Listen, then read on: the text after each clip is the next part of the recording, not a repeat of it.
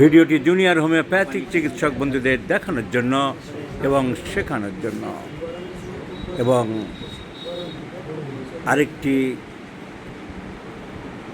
Experiment বলা যেতে পারে ক্লাসিক্যাল হোমিওপ্যাথির সপক্ষে আরেকটা প্রমাণ দেখানো যেতে পারে। This child is about 10 years, 10 বছর বয়স্ক ছিলেন।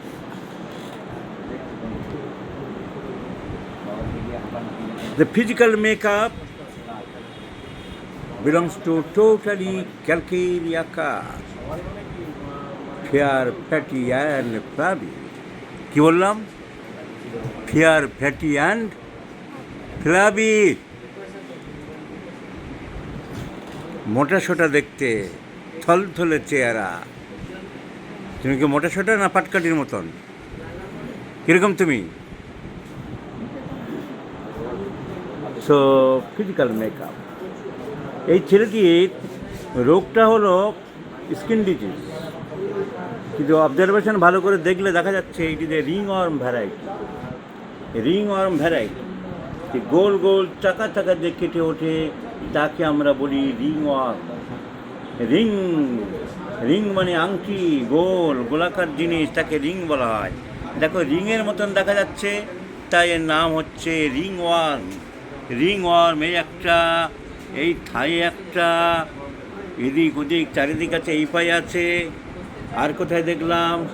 পেটে দেখাও, পেটে এই একটা। So ringworm. The child has been suffering from ringworm in various parts of the body. দাঁত কতদিন ভুগছে?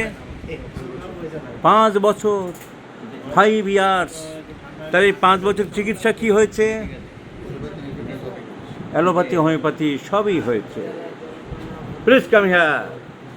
অ্যালোপ্যাথি হোমিওপ্যাথি সবই হয়েছে। এখানে দাঁড়াও। তো অ্যালোপ্যাথি হোমিওপ্যাথি সবই হয়েছে।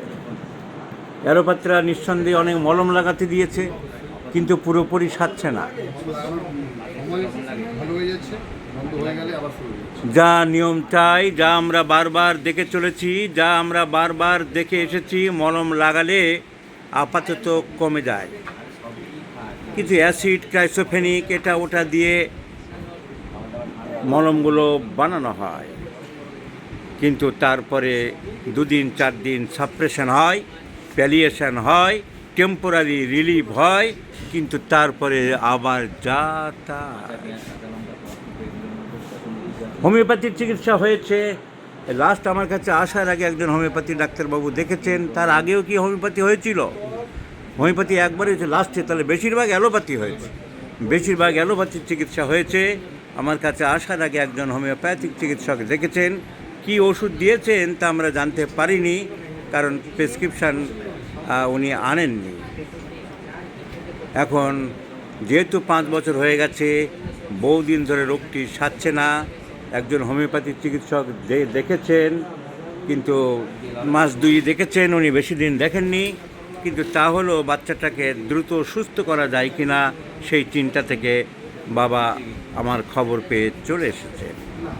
এখন আমাদের সিলেকশন অফ মেডিসিন কী হতে পারে, এটাই দেখার, এটাই পরীক্ষা করার যে whether the homeopathic original theory is correct or not, whether the treat the patient, not the disease theory, is acceptable or not. মাছ, মাংস, ডিম, 3টির মধ্যে কোনটি বেশি খেতে ভালোবাসো বাচ্চা? ডিম খেতে ভালোবাসে বাচ্চা, ডিম খেতে ভালোবাসে। বাচ্চার ঘাম কেমন? প্রচুর পরিমাণে ঘাম, বাচ্চার প্রচুর পরিমাণে ঘাম। বাচ্চা ডিম খেতে ভালোবাসে। বাচ্চা কিসের ভয় পায়? ভূতের ভয় আর সাপের ভয়। অন্ধকারের ভয় পাও? তাহলে ভূত তো অন্ধকারে থাকে, দিনের বেলা তো ভূত থাকে না। আমাকে তো রাতেই ধরেছিল একবার। তো তাহলে ভূতের ভয়টা পাচ্ছ কখন? তুমি এখন দিনের বেলায় কি পাও? So fear of darkness, fear of ghost, প্রচুর ঘাম। ঘামটা বেশি কোথায় হয় বলতে পারেন? পিঠে, বুকে, মুখে। Sweat aggravates in upper parts of the body, D there for egg. So সব কিছু দেখে শুনে হোমিওপ্যাথির শিক্ষানবিশ থেকে আরম্ভ করে প্রত্যেকেই এক বাক্যে বলবে the selection of medicine should be Calcarea carbonica. এখন প্রশ্ন হচ্ছে, অনেকেই ক্যালকেরিয়া কার্ব দিতে চাইবে না। যদি treat the patient not the disease না ভেবে ওই ব্যানার্জি প্রোটোকলের ব্যানার্জি বাবুদের মতন ওই treat the disease not the patient বলে থাকে, এবং তাদের বহু চামচে দুনিয়ায় ঘুরে বেড়াচ্ছে যারা হ্যানিম্যানের থিওরিটাকে উল্টো দিক থেকে করেছে। আমরা রোগীকে চিকিৎসা করি না, রোগকে করি, আবার বড়াই করে বড় বড় প্রেসক্রিপশানে লেখে। সো অনেক ইতররা প্রেসক্রিপশানে গুছিয়ে লিখে রাখে, আমরা রোগীকে চিকিৎসা করি না, রোগকে করি। এ রোগ কী? এ রোগ হলো দাঁত, রিংওয়ার্ম। তার ওষুধ তো ব্যাসিলিনাম, সালফার, সরিনাম, টেলুরিয়াম। তা ওই সব বাবুরা, মানে ইতর কিছু বাবুরা টেলুরিয়াম, ব্যাসিলিনাম, সালফার, সরিনাম, মেজেরিয়াম সব লম্বা লাইন দিয়ে মশলা মুড়ি ভালোই বানাতো। কিন্তু যেহেতু আমি হ্যানিম্যানকে ফলো করি, যেহেতু হ্যানিম্যানের থিওরিকে মানি, যেহেতু হ্যানিম্যানের প্রিন্সিপালকে গুরুত্ব দিই, যেহেতু হ্যানিম্যানের ডিকটামকে অ্যাকসেপ্ট করে, my prescription is Calcarea carbonica. Let's see the result. এই সঙ্গে ভিডিওটি দেখানোর উদ্দেশ্য, 5 বছর ধরে অ্যালোপ্যাথিক ডার্মাটোলজিস্টরা যে দাঁত সারাতে পারেনি, পার্মানেন্ট কিওর করতে পারেনি, সেটা পোটেন্টাইজড হোমিওপ্যাথিক মেডিসিনে হচ্ছে কি না, নাম্বার 1। আর নাম্বার 2, হোমিওপ্যাথিক চিকিৎসকদের দেখানোর জন্য হোয়েদার দি হ্যানিম্যানস